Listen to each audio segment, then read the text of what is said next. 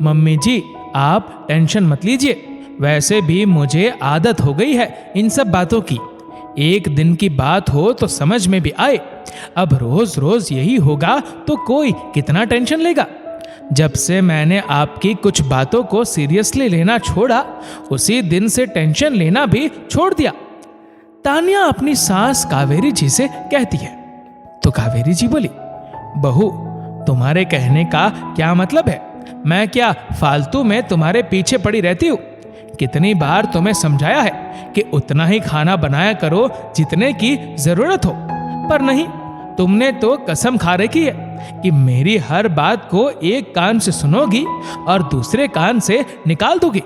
अब देखो, मैं तुम्हें बोल रही हूं और तुम मुस्कुरा रही हो। फिर तान्या बोली, मम्मी जी, 2 रोटी क्या बच गई, आपने पूरा घर सर पर उठा लिया। बेसन की सब्जी बनाई थी तो आपके लाडले ने कहा था कि 1-2 रोटी ज्यादा बनाना। उसके बाद वो बाहर से खाकर आए तो रोटी बच गई, इसमें मैं क्या कर सकती हूँ? 2 रोटी की कीमत उतनी नहीं जितने की आपकी बीपी की दवाई की कीमत है। सोचिए, आप अपना भी बीपी बढ़ाती है और मुझे भी टेंशन देती है, पर मैं नहीं लूंगी। अगर आपको कुछ कहना है तो अपने बेटे से कहिए। इतना कहकर वो वहां से चली गई। तान्या के जाने के बाद कावेरी जी बोली, मेरी बातों का तो बहू पर असर ही नहीं हो रहा। यही बहू थी जो शादी के बाद मैं जो कहती थी वो सुनती थी, जरा सा भी गुस्सा करती थी तो पत्ते की तरह कांपती थी।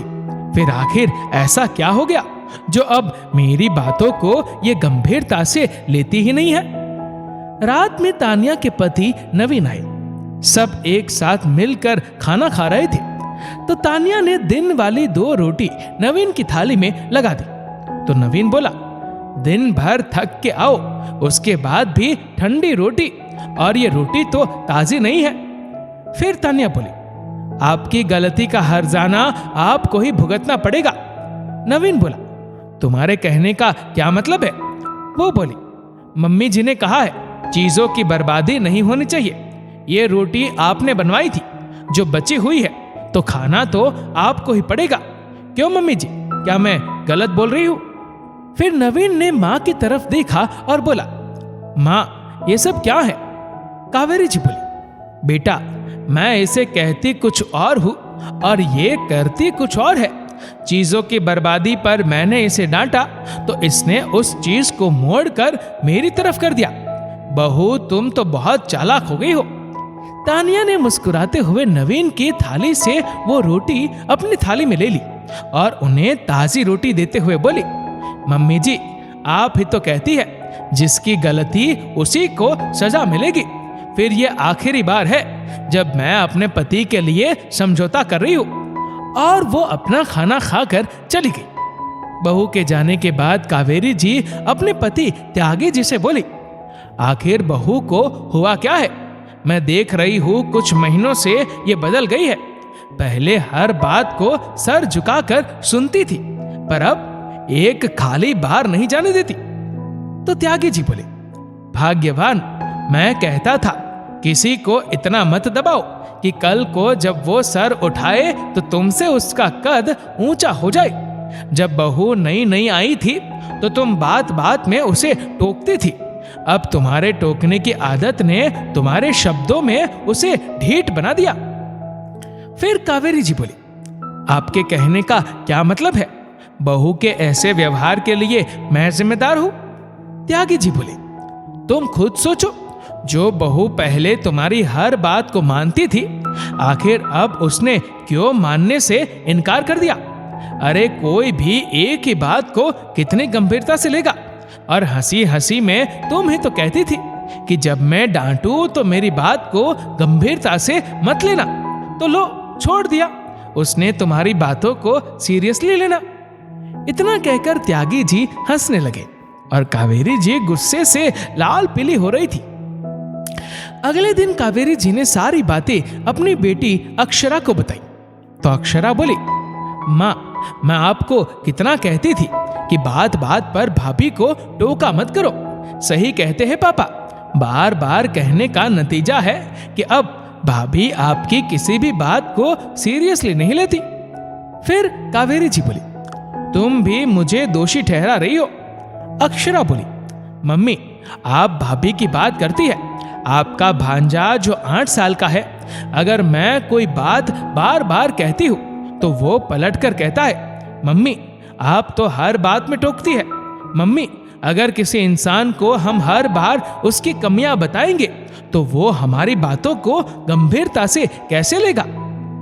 बेटे की बातों को सुनने के बाद कावेरी जी को लगा, जब हर कोई यही कह रहा है कि वो बहू को बार बार टोकना बंद करे, तो शायद उन्हें खुद में सुधार लाना होगा।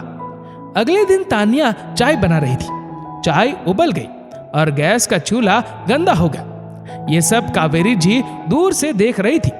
उन्होंने सोचा बहू को बोलूं, फिर उन्हें याद आया और वो रुक गई। ये देखकर त्यागी जी बड़े खुश हुए और पत्नी को धीरे से बोले, कावेरी सही जा रही हो, एक बार देखो तो सही कि तुम्हारे बिना बोले बहू करती क्या है। तभी कावेरी जी ने देखा, बची हुई चाय को तानिया ने कामवाली को दी और फिर खुद से गैस चूल्हे को साफ किया। अचानक से उसकी नजर कावेरी जी पर पड़ी। उसने मुस्कुराते हुए कहा, क्या हुआ मम्मी जी, कुछ कहना चाहती है? कावेरी जी मुंह फेरते हुए बोली, कहने की जरूरत क्या है, इतने सालों में जो सीख ना पाए हो वो तो अनारी ही होगी। इतना कहते हुए वहां से चली गई। अगले दिन तानिया रोटी और भिंडी की सब्जी बना रही थी। कावेरी जी अपनी आदत के अनुसार रसोई के पास हॉल में कुर्सी लगाकर बैठ गई और वहीं से बहू पर नजर रख रही थी। तो नवीन आकर बोला, आज मैं भिंडी नहीं खाऊंगा, मुझे आज पनीर मटर खानी है।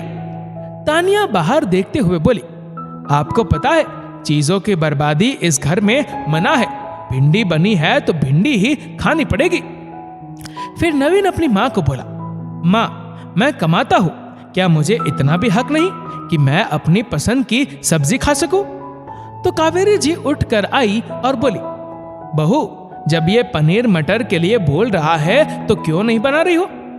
तानिया मुस्कुराकर बोली, मम्मी जी फिर भिंडी कौन खाएगा? वो बोली, बहू अभी भिंडी किसी को मत परोसो, उसे रात में हम इस्तेमाल कर लेंगे।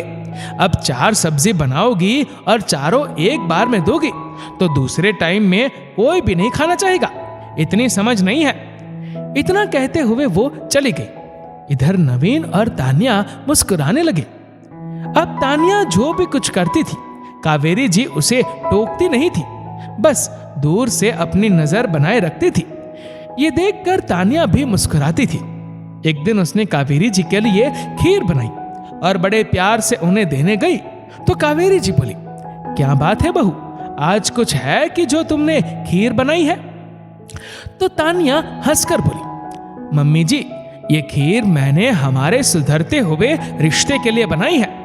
आपने एक बात गौर की, मैंने आपकी बातों को गंभीरता से लेना छोड़ दिया तो आपने मुझे टोकना छोड़ दिया। आपका मुझ पर से ध्यान हटा तो आप घर की दूसरी चीजों पर और अपने स्वास्थ्य पर ध्यान देने लगे। देखिए अब आप बीपी की दवाई भी आधी खाती है। अब मैं समझी सांस की बातों को सीरियसली नहीं लेना चाहिए, तभी सारे टेंशन छू मंतर होते हैं। वहीं बैठे त्यागी जी और नवीन दोनों हंसने लगे तो कावेरी जी बोली, ये मत भूलो बहू कि मैं अभी भी तुम्हारी सास हूं। अगर मैं ढील देना जानती हूँ तो कसना भी जानती हूँ, फिर ना चाहकर भी तुम्हें गंभीरता से लेना ही पड़ेगा। वो तो मैं अपने बेटे के लिए कुछ नहीं कहती, वरना मैं क्या किसी बात से घबराती हूँ। इतना कहकर कावेरी जी भी हंसने लगी। तानिया मुस्कुराते हुए सास के गले लग गई और बोली, मम्मी जी हमारा रिश्ता ऐसा है जिसमें टोका टाकी और किसी बात को गंभीरता से लेने की क्या जरूरत है। आप माँ और मैं बेटी, कोई बात प्यार से ही समझा दो या कभी कभी मेरी छोटी मोटी गलतियों को नजरअंदाज ही कर दो। तानिया की बात सुनकर कावेरी जी भी हंसने लगी। फिर क्या बात थी, दोनों के रिश्ते में सुधार होने लगा और टेंशन की जगह खुशियों और त्योहारों ने ले लिया। फिर तो सास बहू ने मिलकर एक एक कदम बढ़ा दिया था और एक दूसरे को समझती और समझाती थी। दोस्तों, देखा जाए तो दुनिया में परेशानियां की कोई कमी नहीं है। कुछ लोग छोटी छोटी बातों का टेंशन लेकर अपनी रोजमर्रा की खुशियों को भूल जाते हैं। सांस को मां मानकर और उनकी छोटी मोटी बातों को हम नजरअंदाज करें तो जीना आसान हो जाएगा। इस वीडियो को लेकर आपकी क्या राय है, नीचे कमेंट करके जरूर बताएगा।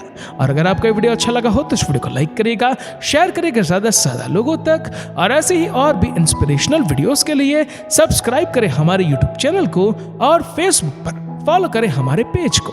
धन्यवाद।